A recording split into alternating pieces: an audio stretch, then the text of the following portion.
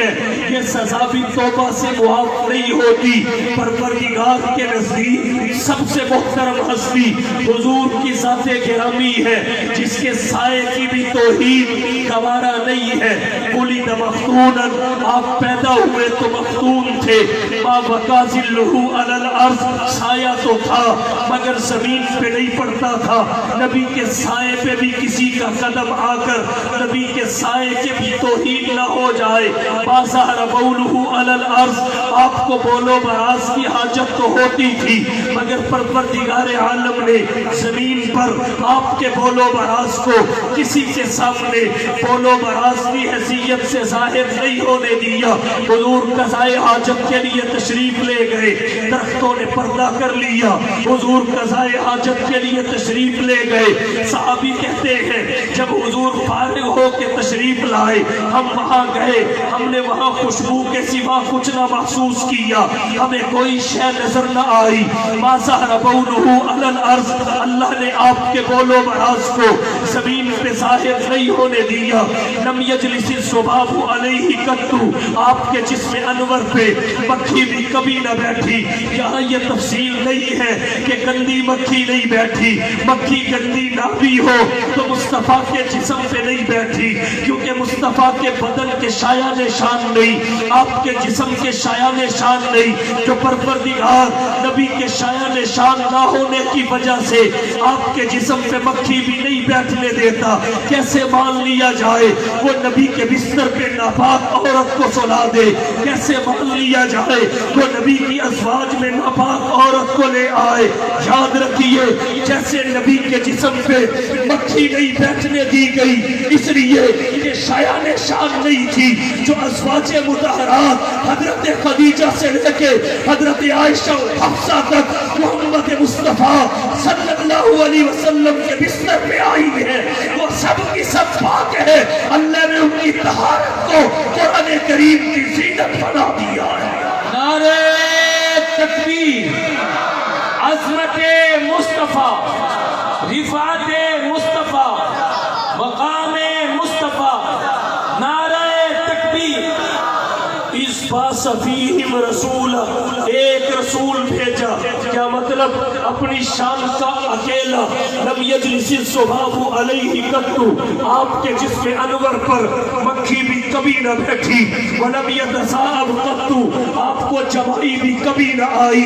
ولم یحتلم قط، سوتے ہوئے آپ کے کپڑے بھی ناپاک کبھی نہ ہوئے۔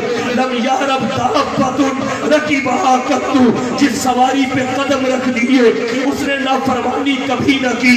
کان اذا جلس بین قوم کتفاہ اعلی منہ، جب آپ کسی مجلس میں بیٹھتے کوئی کتنا ہی دراز قد کیوں نہ ہوتا، مصطفیٰ سے اونچا تو درکنار آپ کے برابر بھی نظر نہ آتا۔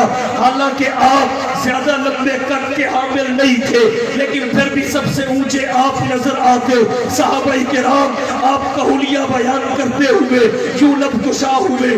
کان النبی صلی اللہ علیہ وسلم وسط الجسم، کان النبی صلی اللہ علیہ وسلم وسط الجسم، نبی کی جسامت درمیانی تھی، لیس بالطویل، گھنی لمبی نہیں تھی، ولا بالقصیر، گھنی چھوٹی بھی نہیں تھی، لیکن شان آپ کی کیا تھی؟ کان اذا جلس بین قوم کتفاہ اعلی منہ، جب آپ کسی مجلس میں بیٹھے تو سب سے اونچے آپ ہی نظر آئے۔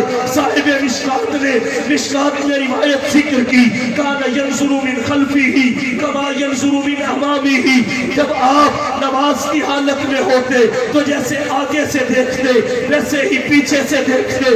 امام بخاری رحمت اللہ علیہ نے آپ کی شان پہ ایک روایت ذکر کی، فرمایا تنام عیناہ ولا ینام قلب، جب آپ سوتے تھے آپ کی فقط آنکھیں سوتی تھی، آپ کا دل جاگتا تھا۔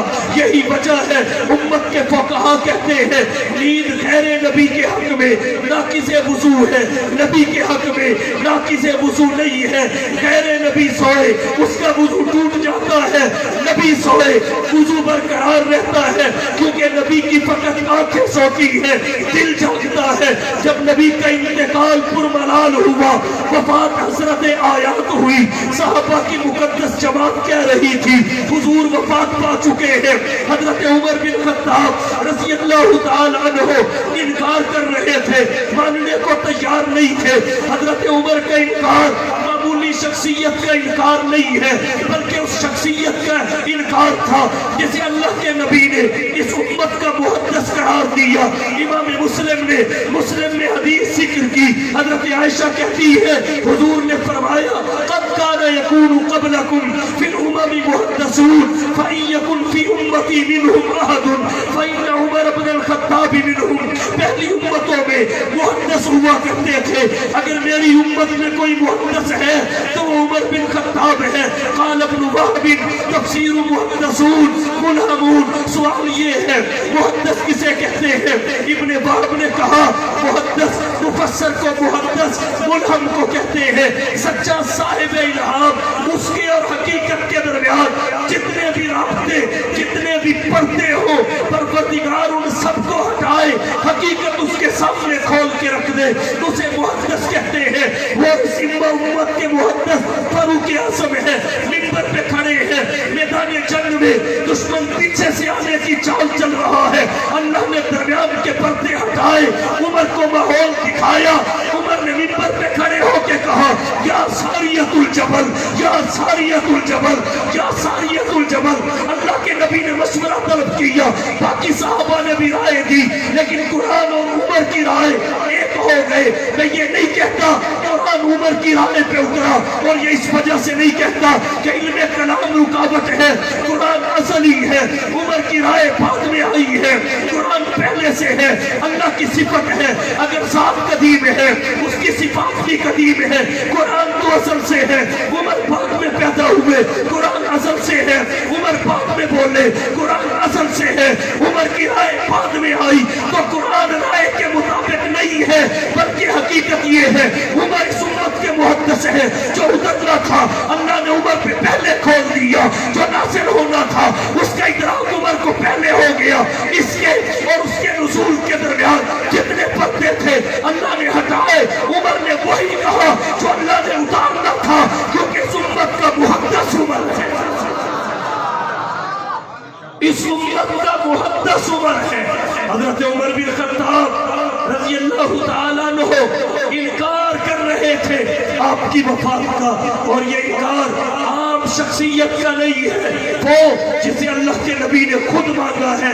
شاہ ولی اللہ محدث دہلوی رحمت اللہ علیہ سے کسی نے سوال کیا عمر بن خطاب اور باقی صحابہ میں فرق کیا ہے، تو شاہ ولی اللہ محدث دہلوی نے جواب دیا باقی صحابہ محمد کے مرید ہیں اور عمر محمد کی مراد ہے، باقی آئے ہیں عمر منگوائے گئے ہیں۔ انکار کیا، وجہ کیا تھی؟ بہت کے علماء فرماتے ہیں وجہ یہ تھی صحابہ کی نظریں مصطفیٰ کی آنکھوں پہ تھی اور آنکھیں سو جاتی تھی، اور حضرت عمر کی نظر مصطفیٰ کے دل پہ تھی اور دل مصطفیٰ بیدار دل پہ تھی اور دل مصطفیٰ بیدار رہتا ہے۔ اس باس فیہم رسولا، جس وقت بھیجا اہل ایمان میں ایک رسول، اپنی شان کا اکیلا ایسا نبی جس کا پسینہ بھی خوشبودار۔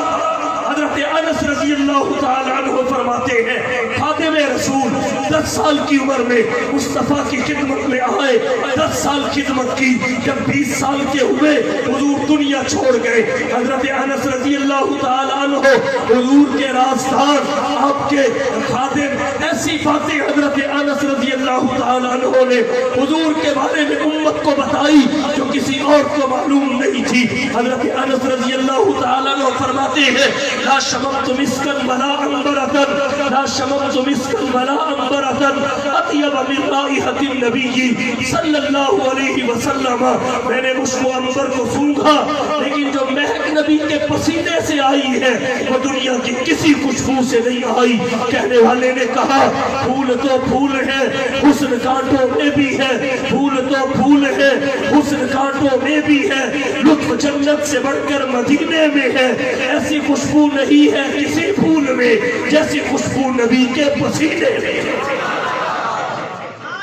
اس باس فیہم رسول، ایک رسول اپنی شان کا اکیلا، آپ کا بدن مہکتا تھا، हुजूर रात के वक्त भी गली से गुजरे, अंधेरे में भी गुजरे, किसी नबीना के पास से भी गुजरे, जिसने आपका दीदार नहीं किया वो भी पहचान गया कि ये नबियों का नबी जा रहा है। क्यों? उसमें इमाम आज़म में रिवायत आती है, कान नबी सल्लल्लाहु अलैहि वसल्लम यूरपु बितीबिही, हुजूर अपने बदन की महक से पहचान लिए जाते थे। हुजूर जिस गली से गुजरते वो गली बोल के बताया करती थी आका मुझसे गुजर गए हैं, इसलिए कि गली महका करती थी, खुशबू से मुअत्तर हो जाया करती थी। इस बासफीहिम रसूला, जिस वक्त भेजा उनमें एक रसूल, तो एक रसूल का मतलब क्या? रसूल और भी है लेकिन अपनी शान का अकेला, अपनी शान का अकेला। क्या कहिए शान के, हर नबी की नबुव्वत महदूद है ज़माने के एतबार से, इलाके के एतबार से, उम्मत और अफराद के एतबार से। हुजूर की नबुव्वत गैर महदूद है हर एतबार से। और कहना चाहूँगा हर नबी की फकत नबुव्वत है, आपकी नबुव्वत भी है, खत्मे नबुव्वत भी है। हर नबी की उम्मत, आपकी खैरुल उम्मत, मुरसलीन के पास अल्लाह की किताब, आपके पास अल्लाह का कलाम, हर नबी के पास शफाअत का एजाज, खातमुल अंबिया के पास शफाअत कुबरा उज़्मा का ताज। इससे भी बढ़ के कहना चाहूँगा दीगर अंबिया का कलमा उनकी उम्मतों ने पढ़ा, खातमुल अंबिया का कलमा उम्मतों ने पढ़ा, दीगर अंबिया उम्मतों के इमाम बने, इमामुल अंबिया नबियों और इमामों के इमाम बने। दीगर अंबिया का मेराज इम्तिहान की सूरत में हुआ, खातमुल अंबिया का मेराज इनाम की सूरत में हुआ, दीगर अंबिया का मेराज फर्शे ज़मीन पे हुआ, मोहम्मद मुस्तफ़ा का मेराज भी अर्शे बरी पे हुआ। तकबीर, शान मोहम्मद मुस्तफ़ा, अज़मत मोहम्मद मुस्तफ़ा, शान सहाबा, मकाम सहाबा, अज़मत सहाबा, सर पकड़ सर बुलंद। इस बासफीहिम रसूला, जिस वक्त उनमें एक रसूल भेजा, क्या मतलब? अपनी शान का एक मिसल कोई नहीं, मिसाल कोई नहीं, नजीर कोई नहीं। और इस पे एक नुक्ता और अर्ज करता हूं, अल्लाह ने फरमाया लक़द मन अल्लाह अहसन अल्लाह नहीं फरमाया, हालांकि वो मारूफ भी है, कसीरुल इस्तेमाल भी है, गैर मारूफ और कलीलुल इस्तेमाल लफ्ज इस्तेमाल फरमाया मन। क्यों? इसलिए कि कहते एहसान भी नेमत को, कहते मन भी नेमत को है। फर्क दोनों में ये है, एहसान उस नेमत को कहते हैं जिसका बदल मौजूद होता है। कभी अल्लाह ने कुरान में फरमाया हल जज़ाउल एहसान इल्लल एहसान, एहसान का बदला एहसान है, सिवाय एहसान के कुछ नहीं। और मन उस नेमत को कहते हैं जिसका बदल ही नहीं होता, मिसल ही नहीं मिलती, मिसाल भी वही, मुमस्सल लहू भी वही। तो अल्लाह ने लफ्ज़ मन इस्तेमाल फरमा कर उम्मत को बताया है, इंसानियत को समझाया है कि मोहम्मद अल्लाह के खजाने में एक है, मोहम्मद अल्लाह के खजाने में एक है। हसीना जमीला का मुंह मोड़ दिता, हसीना जमीला का मुंह मोड़ दिता, मोहम्मद बना रब कलम तोड़ दिता। अल्लाह ने एक एहसान हुजूर की बेइज्जत वाला जिक्र किया। यहाँ एक नुक्ता आपकी तवज्जो की नजर करना चाहूंगा, वो ये कि हुजूर की तशरीफ आपकी बेइज्जत, ये अल्लाह का एहसान ही नहीं, सबसे बड़ा एहसान है। इसकी मिसल कोई नहीं, इसकी मिसाल कोई नहीं, इसकी नजीर कोई नहीं, ये सबसे बड़ा एहसान है, सबसे बड़ा। कैसे सबसे बड़ा? दूसरी दलील इस पे जिक्र करने लगा हूं। कोई किसी को अपना महबूब देता हुआ नजर नहीं आया, सब कुछ दे दिया जाता है मगर अपना महबूब कोई किसी को नहीं देता। अल्लाह की फयाजी और सखावत देखिए, उसने हम जैसे गुनाहगारों को अपना महबूब दिया, हम जैसे गुनाहगारों को अपना महबूब दिया और फिर محبوب ہی نہیں دیا بلکہ پہلے سب کچھ محبوب کو دیا، پہلے سب کچھ محبوب کو دیا۔ جب محبوب کا دامن عظمتوں سے بھر گیا تو عظمتوں سمیت محبوب ہم گناہگاروں کو عطا کر دیا۔ جو نبی کے شایان شان تھا پہلے اپنے حبیب کو عطا کیا اور پھر قرآن میں فرمایا انا اعطیناک الکوثر، حبیب ہم نے آپ کو کوثر عطا کیا۔ کوثر کیا ہے؟ صاحب بحر محیط نے تفسیر بحر محیط میں غالباً 26 معانی کوثر کے لکھے، ایک ایک معنی مصطفیٰ کی عظمت کا ایک باب ہے۔ کس کو ذکر کیا جائے اور کس کو ذکر نہ کیا جائے، اس کشمکش میں امام بخاری رحمت اللہ علیہ ایک معنی بخاری میں کوثر کا لے آئے جو حضرت عبداللہ بن عباس رضی اللہ تعالی عنہ سے منقول ہے۔ حضرت عبداللہ بن عباس فرماتے ہیں الکوثر الخیر الکثیر، خیر کثیر ہے، عطاہ اللہ ایاہ، جو اللہ نے فقط حضور کی ذات گرامی کو عطا کیا ہے۔ یہ ایسا جامع معنی ہے کہ کوثر کے جتنے معانی مفسرین نے کیے ان سب کو اپنے دامن میں لے لیتا ہے۔ الکوثر الخیر الکثیر عطاہ اللہ ایاہ، کوثر اس خیر کثیر کو کہتے ہیں جو اللہ نے آمینہ کے لال محبوب رب ذوالجلال صاحب الحسن والکمال کو عطا فرمایا۔ کوئی تفسیر کا طالب علم سوال کر سکتا ہے خیر کثیر کسے کہتے ہیں؟ امام انقلاب امام الہند حضرت مولانا ابو الکلام آزاد رحمہ اللہ نے فرمایا خیر کثیر ہر معاملے کی اچھائی اور بھلائی کو کہتے ہیں جو اللہ نے حبیب کو عطا فرمائی۔ اگر آپ اسے مثال سے سمجھنا چاہیں تو یوں سمجھ سکتے ہیں نبوت ایک نوع اور قسم ہے، اس کا اعلیٰ فرد محمد مصطفیٰ کو عطا ہوا۔ امت ایک نوع اور قسم ہے، اس کا اعلیٰ فرد محمد مصطفیٰ کو عطا ہوا۔ وہی ایک نوع اور قسم ہے، اس کا اعلیٰ فرد محمد مصطفیٰ کو عطا ہوا۔ شفاعت ایک نوع اور قسم ہے، اس کا اعلیٰ فرد شفاعت کبریٰ عظمیٰ محمد مصطفیٰ کو عطا ہوا۔ علی ھذا القیاس اللہ نے اپنے حبیب کو ہر معاملے کی اچھائی اور بھلائی عطا فرمائی۔ انا اعطیناک الکوثر، اے حبیب ہم نے آپ کو کوثر خیر کثیر ہر معاملے کی اچھائی اور بھلائی۔ ذوق کی نظر کرنے لگا ہوں، توجہ۔ حبیب انا اعطیناک الکوثر، جو آپ کے شایان شان، آپ کے شایان شان کثرت خیرات خیر کثیر ہم نے آپ کو دیا اور ہم آپ کے ہو گئے۔ انا اعطیناک الکوثر، حبیب جو آپ کے شایان شان تھا ہم آپ کو دے کر آپ کے ہو گئے۔ اب فصلی لربک وانحر، یہ رئیس العبادات ہے تو باقی حسر کے لیے نہیں ہے، ضمن ساری عبادتیں اس میں۔ فصلی لربک وانحر، آپ ہمارے لیے کر کے ہمارے ہو جائے۔ ہم سب کچھ آپ کو دے کر آپ کے ہو گئے، جو آپ کے شایان آپ سب کچھ ہمارے لیے کر کے ہمارے ہو جائیے۔ قل ان صلاتی ونسکی ومحیای ومماتی للہ رب العالمین، حبیب ہم سب کچھ تجھے دے کے تیرے ہو گئے، تو بھی ہر عبادت میرے لیے کر کے میرا ہو جا۔ جب میں تیرا تو میرا، ان شانیک هو الابتر، تیرا دشمن خود ہی جل مر جائے گا۔ ان شانیک هو الابتر، تیرا دشمن خود ہی جل مر جائے گا۔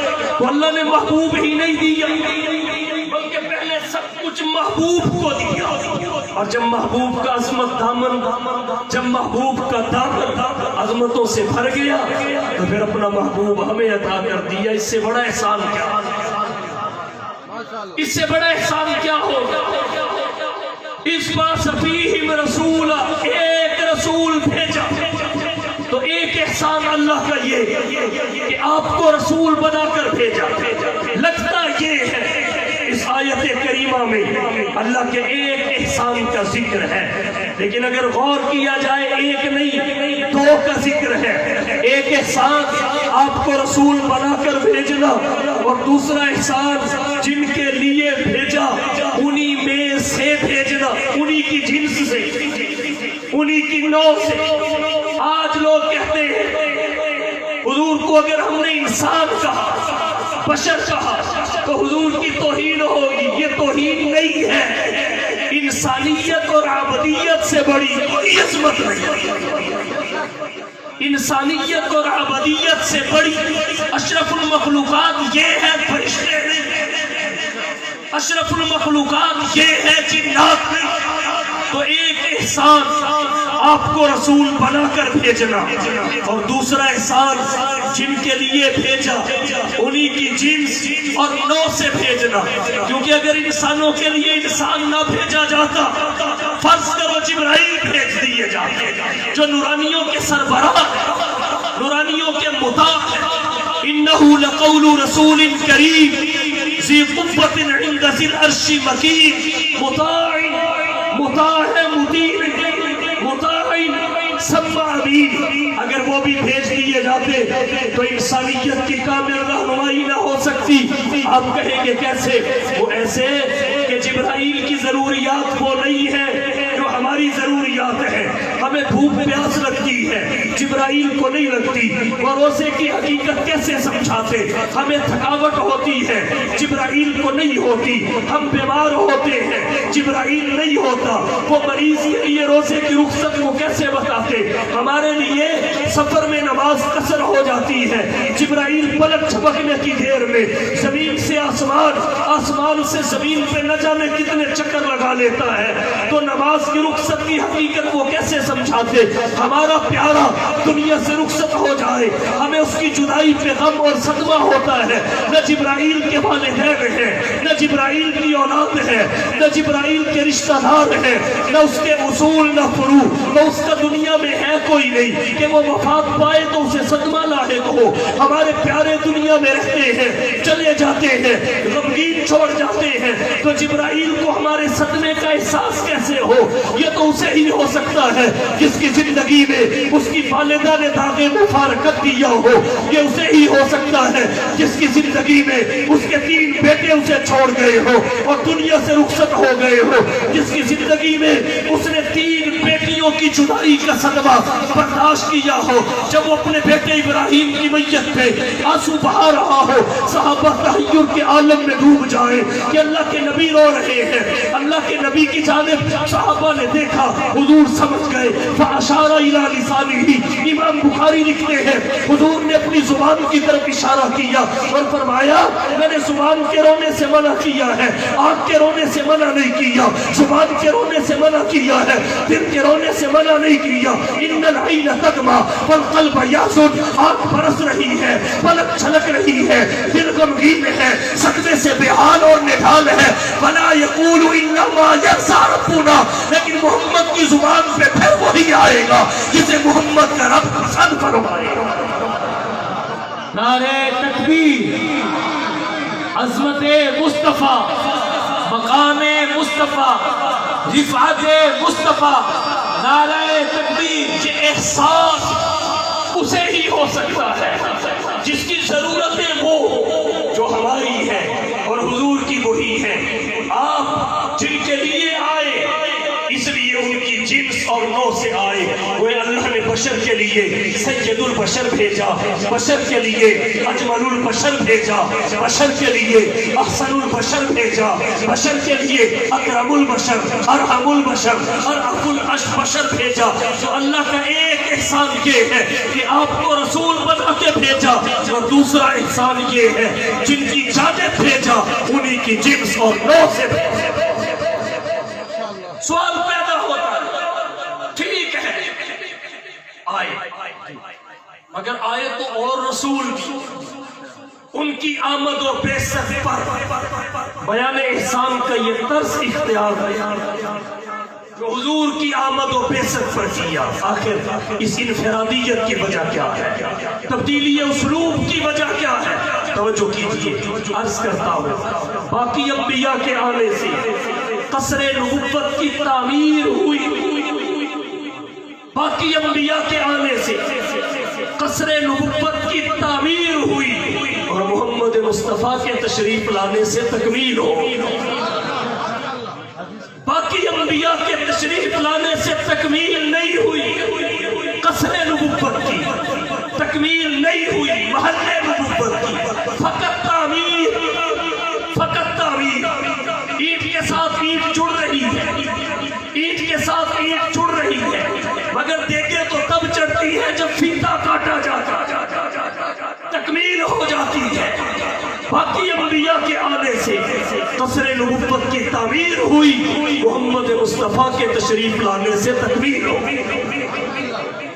اس لیے اللہ نے فرمایا اِذْ بَعَثَ فِيهِمْ رَسُولًا، ایک احسان مِنْ أَنفُسِهِمْ، دوسرا احسان جن کے لیے آئے انہی کی جنس اور نوع۔ ایک نقطہ اور عرض کرتا ہوں علماء کی توجہ کی نظر، ایک قرات ہے من انفسہم، سمجھ آ جائے، ایک ہے من انفسہم اور ایک قرات ہے من انفسہم، ایک من انفسہم اور ایک من انفسہم، فرق دونوں میں۔ انفس نفس کی جمع، جان کو کہتے ہیں، انفس جانوں کو کہتے ہیں، نفس انسان کو کہتے ہیں، انفس انسانوں کو کہتے ہیں۔ دیگر معنی بھی ہے لیکن یہاں جو بنتا ہے وہ ذکر کر رہا ہے۔ تو انفس نفس کی اور انفس نفیس کا اسم تفضیل، یہ بات علماء کے لیے ہے، آپ کو اگلی بات سمجھ آ جائے۔ انفس نفیس کا اسم تفضیل، یہ دوسری قرات۔ نفیس کسے کہتے ہیں، انفس کسے کہتے ہیں، اس کو یوں سمجھیں، ایک ہے عظیم بڑا، ایک ہے اعظم سب سے بڑا، ایک ہے عظیم بڑا، ایک ہے اعظم سب سے بڑا، ایک ہے حسین خوبصورت، ایک ہے احسن سب سے خوبصورت۔ اب یہ نفیس نفاست والا، حسن و جمال والا، ایک ہے انفس سب سے زیادہ نفاست، سب سے زیادہ حسن و جمال والا۔ تو ایک قرات انفسہم اور ایک انفسہم، سب سے زیادہ نفاست والے، سب سے زیادہ حسن و جمال والے، مگر کون؟ جن میں سے حضور آئے، حضور نہیں، جن میں سے حضور آئے، آپ کے آباء و اجداد جنہیں قرآن کہتا ہے ساجدین وَتَقَلُّبَكَ فِي السَّاجِدِينَ، آپ نہیں، آپ کے اصول، آپ کے آباء و اجداد، انہیں قرآن کہتا ہے انفسہم۔ جب ان کی نفاست کا یہ عالم ہے، ان کے جمال کا یہ عالم ہے، تو محمد مصطفیٰ کی نفاست اور جمال کا کیا کنارہ ہوگا؟ آپ کی نفاست اور جمال کا کیا کنارہ ہوگا؟ اس کو تو اللہ نے ظاہر ہی پورا نہیں۔ امام قرطبی رحمت اللہ علیہ نے تفسیر قرطبی میں لکھا ہے اللہ نے اپنے نبی کے پورے جمال کو ظاہر نہیں کیا، اگر اللہ پورا جمال ظاہر کر دیتے تو دنیا میں آج کوئی نہیں تھی جو جمال مصطفیٰ کی تاب لا سکتا۔ کیا کہنے آپ کے حسن و جمال کے، آج دنیا حسینوں کے حسن پہ ناز کرتی ہے، لیکن حسن محمد جیسے حسین پہ ناز کرتا ہے۔ نازا ہے جس پہ حسن وہ حسن رسول ہے، نازا ہے جس پہ حسن وہ حسن رسول ہے۔ یہ کہکشاں تو آپ کے قدموں کی دھول ہے، اے رہروان شوق یہاں سر کے بل چلو، یہاں سر کے بل چلو، طیبہ کے راستے کا کانٹا بھی پھول ہے۔ وہ دیکھ لو وہ جا رہے ہیں ایک جانے والے، ادھر میری طرف وہ جا رہے ہیں ایک جانے والے، آج کی بات نہیں کر رہا، بہت پہلے کی کر رہا، وہ جا رہے ہیں ایک جانے والے۔ جب اس عرض مقدس پہ پہنچے ہیں، جھکے ہیں، نالین قدمین سے اتارے ہیں، اتار کے بغل میں رکھ لیے ہیں، مریدین دیکھ کے تڑپ گئے ہیں، حضرت یہ کیا ماجرا ہے؟ عرب کی سنگلاخ زمین میں ہے، کنکریلی وادیاں ہیں، نکیلے پتھر ہیں، آپ کے قدموں میں لگیں گے، لہو لہان کر دیں گے، آپ جوتے پہن کیوں نہیں لیتے؟ تو عشق رسول سے معمور کردار کا حامل گل عشق رسالت میں ڈوب کے کہتا ہے، ارے پگلو تمہیں کیا پتا، اس عرص مقدس کے ادب کا تقاضا تو یہ ہے کہ یہاں نانوتوی پلکوں کے بل چل کے جاتا، اس عرص مقدس کے ادب کا تقاضا تو یہ ہے کہ نانوتوی یہاں پلکوں کے بل چل کے جاتا، لیکن کیا کروں میری بساط سے باہر ہے، اس لیے جوتے ہی اتار کے بغل میں رکھ لیے ہیں کہ نانوتوی کا جوتا صدیوں کے بعد اس عرص مقدس پہ نہ لگ جائے۔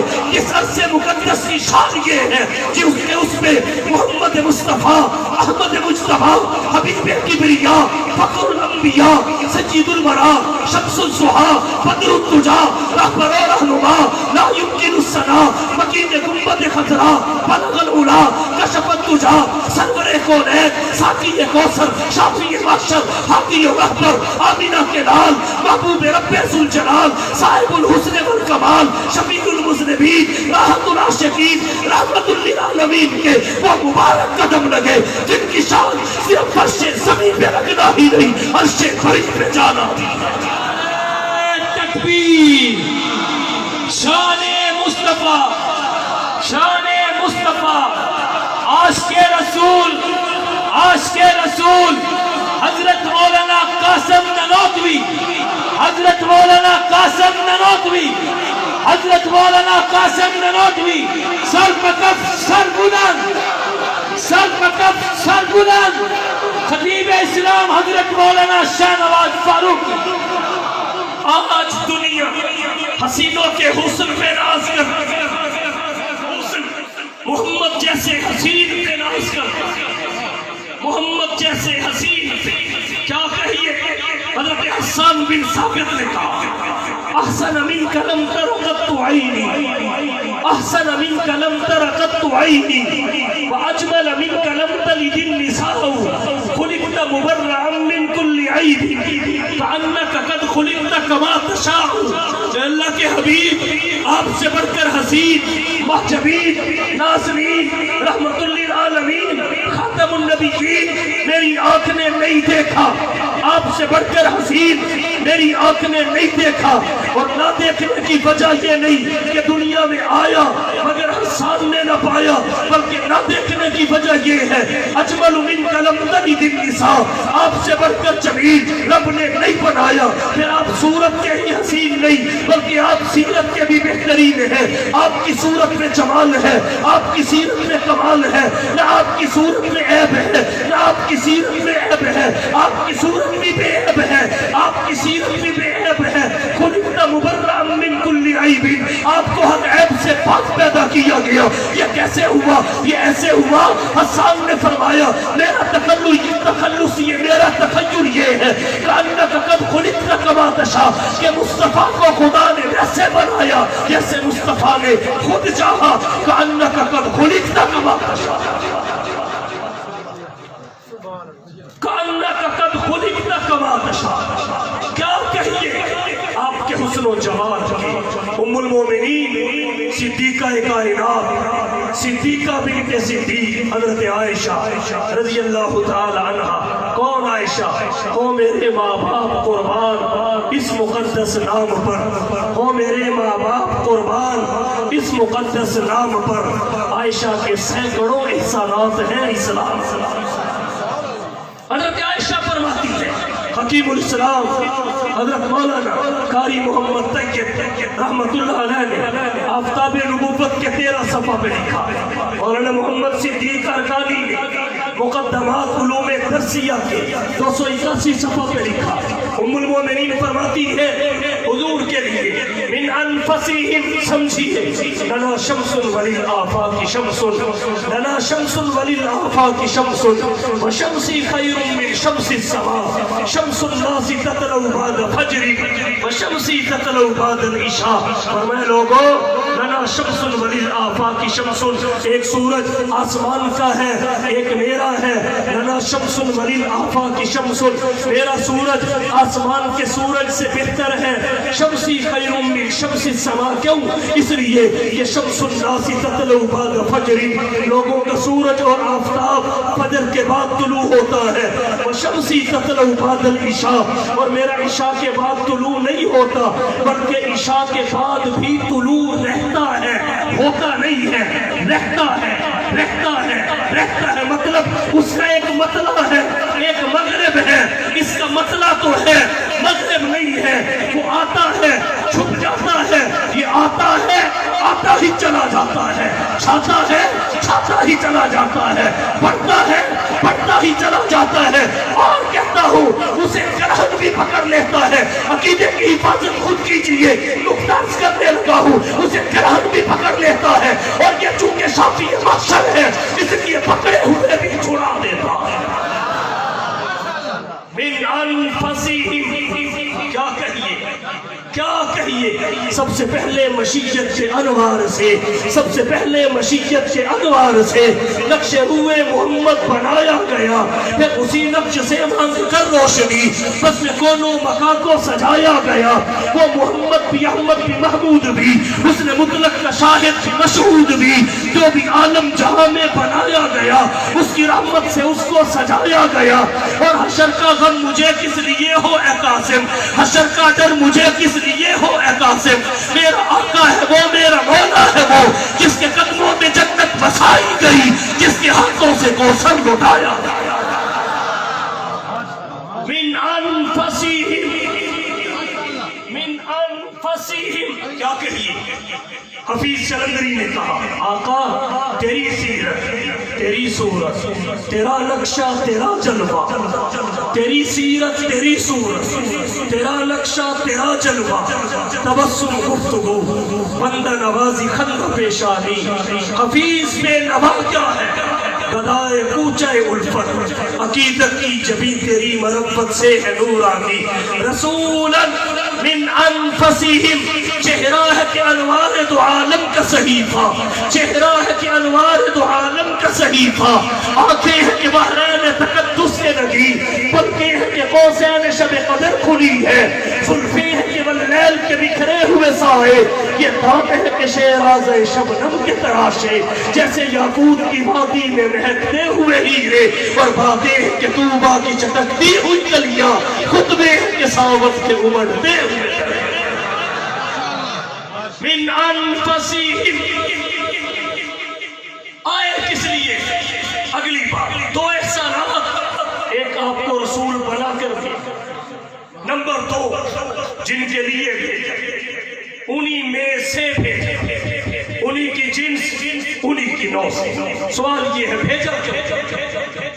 मकासद बेसत, मकासद विलादत क्या है? कुरान करीम की मुताद्दद आयात इस बारे में बोल दी है, जिनसे एक मकसद इंज़ार व तबशीर भी समझ में आता है।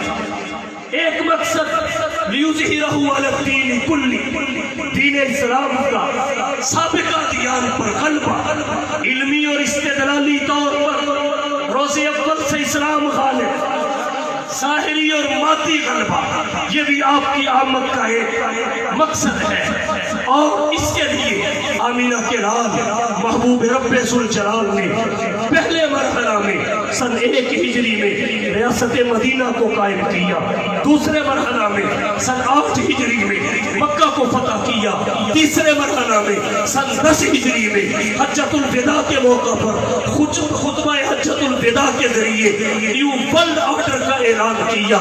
इससे अगले मरहला में आलमी तहरीक दावत को बपा किया, और दो मकासद आपकी बेसत से इस आयत کریمہ میں ہے جس پہ میری گفتگو چل رہی ہے. فرمایا یتلو علیہم آیاتہ ویزکیہم ویعلمہم الکتاب والحکمہ. حضور کو دو مقاصد کے تحت دو ذمہ داریاں دے کر بھیجا گیا. ایک کو تعلیم کتاب و سنت کہتے ہیں, دوسری کو تزکیہ نفس, تصفیہ قلب اور تہذیب باطن کہتے ہیں, جس کے بارے میں شیخ الاسلام ابن المسلمین علامہ شبیر احمد عثمانی رحمت اللہ علیہ تفسیر عثمانی میں لکھتے ہیں تزکیہ کے بعد انسان گناہوں سے معصوم تو نہیں ہو جاتا, البتہ محفوظ ضرور ہو جاتا ہے. ان دو مقاصد کے لیے حضور کی ذات گرامی کو دھرتی کائنات پہ بھیجا گیا. نمبر ایک تعلیم کتاب و سنت, نمبر دو تزکیہ نفس. ان آسان لفظوں میں ذکر کروں تو یوں کہنا چاہوں گا حضور دو کاموں کے لیے آئے.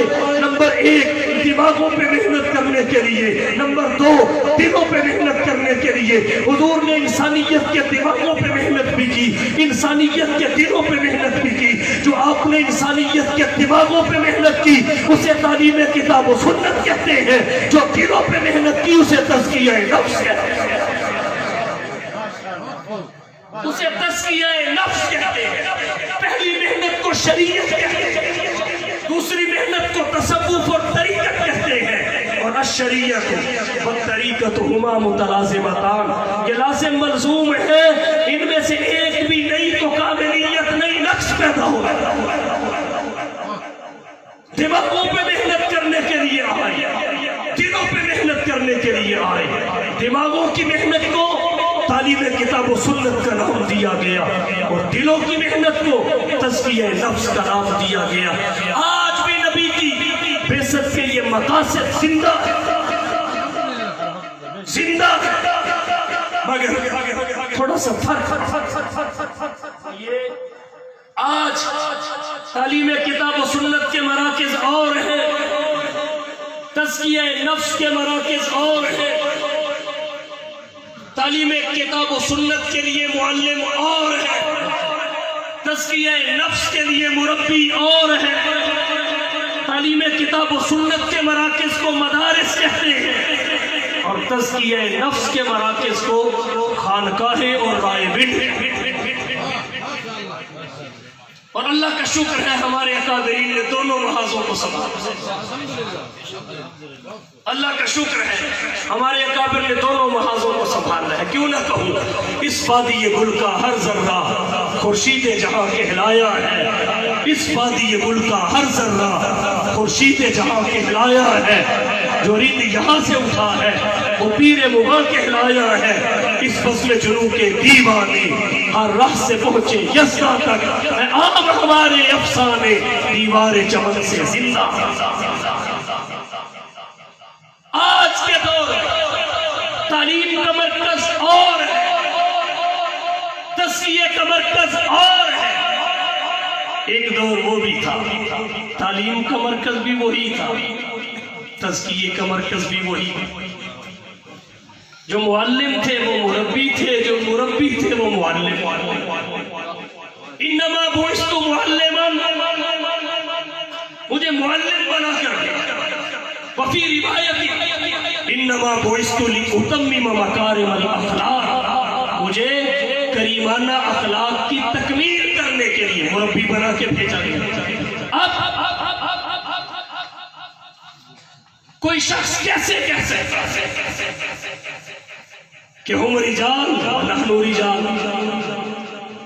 صحابہ بھی بندے تھے, ہم بھی ہیں, بندے تو ہیں, مگر نہ وہ ہم جیسے نہ ہم ان جیسے, نہ وہ ہم جیسے نہ ہم, باقی بندے ہیں, جنس اور لوگ ایک ہی بندے ہیں, لیکن نہ وہ ہم جیسے نہ ہم ان جیسے. ان کو جس ہستی نے تعلیم دی اس سے بڑا استاد کوئی نہیں, ان کا جس شیخ نے تزکیہ کیا اس سے بڑا مرشد اور شیخ کوئی نہیں. تو جب حضور سے بڑا معلم کوئی نہیں تو صحابہ سے بڑا شاگرد کوئی کیسے ہو سکتا؟ حضور جیسا معلم کوئی نہیں تو صحابہ جیسا کسی کا کوئی شاگرد کیسے ہو؟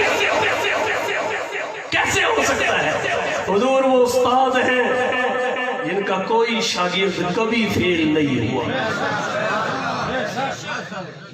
हुजूर वो उस्ताद है, कोई शागिर्द कभी नाकाम नहीं हुआ, बल्कि आपकी तो नजर पास कर देती।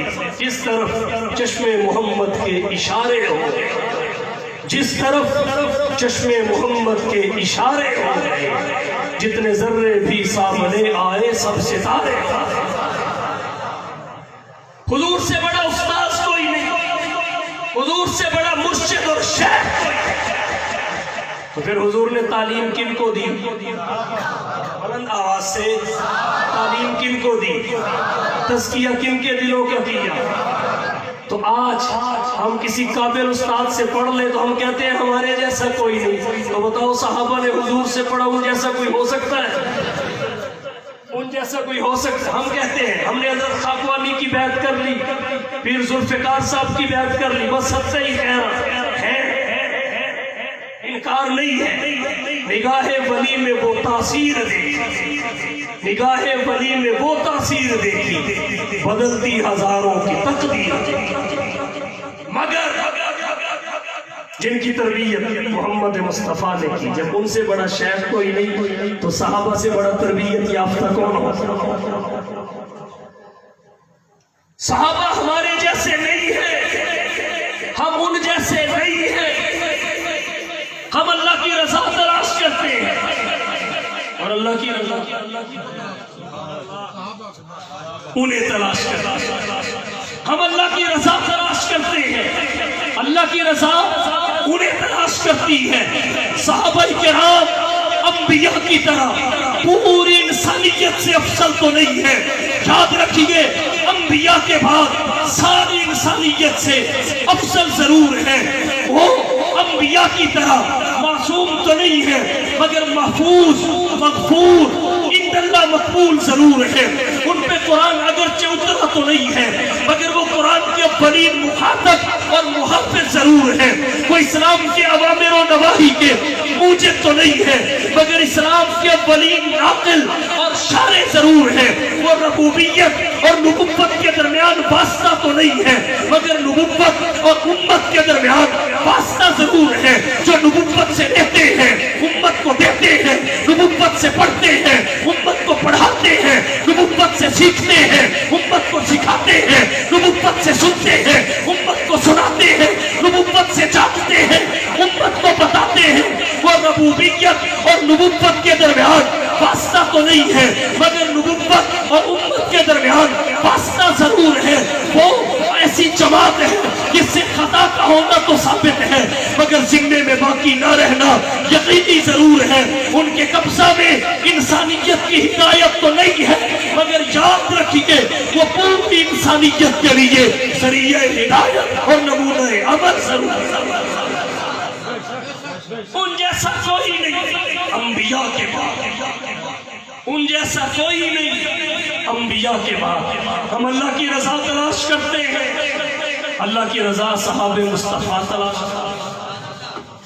नमाजी से पूछो नमाज किस लिए?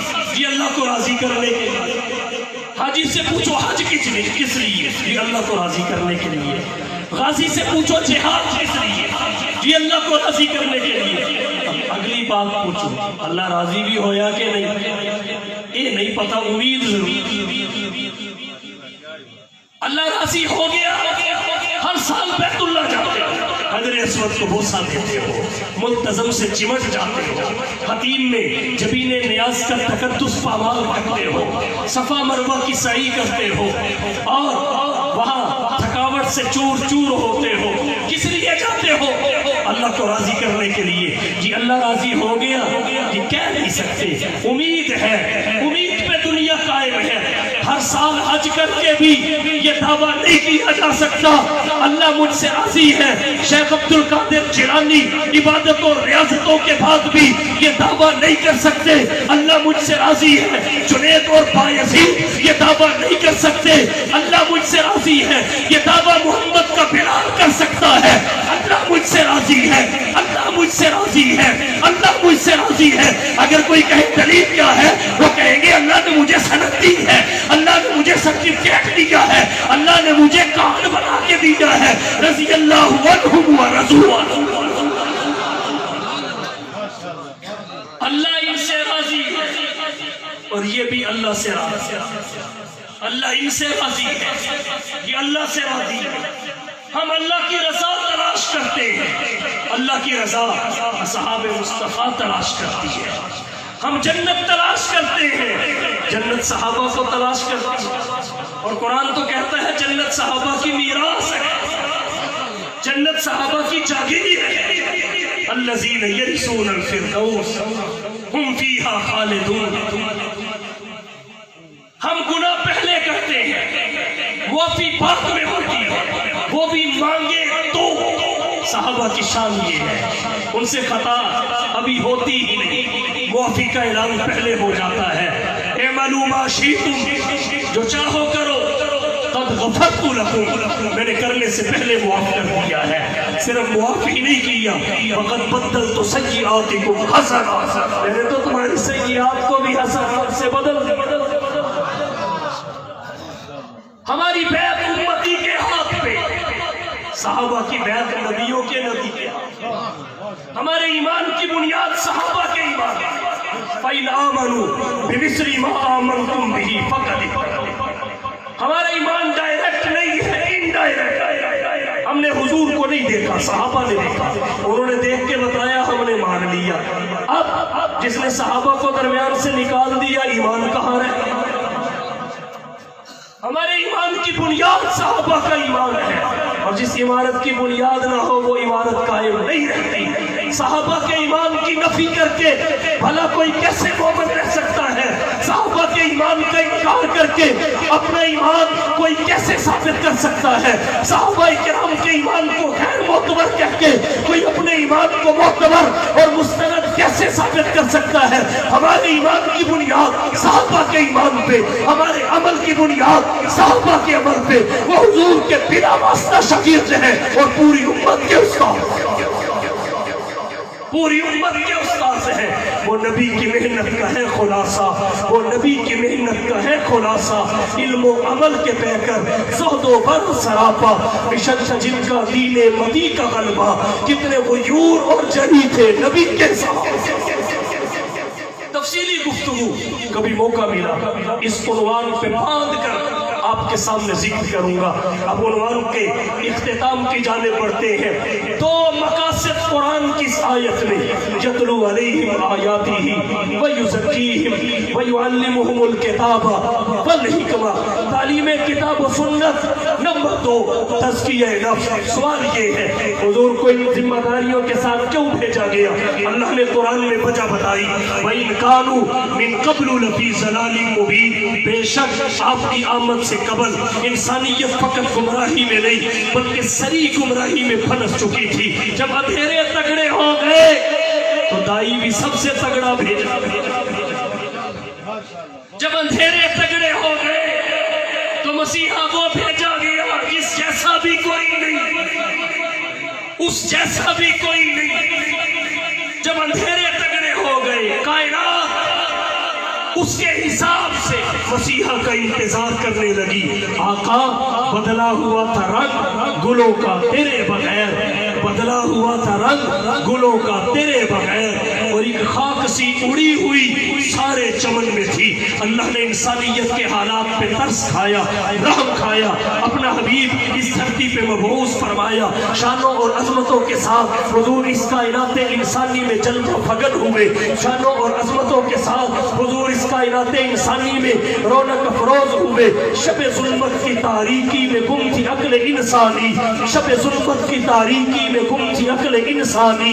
یکا یکتا کے کعبہ پر ایک چراغ ہاشمی آیا, بشارت دیتے رہے انبیاء آدم سے عیسیٰ تک, بشارت دیتے رہے انبیاء آدم سے عیسیٰ تک. نبوت جس پہ ناز کرتی تھی وہ نبی آیا, بس آنے کی دیر تھی.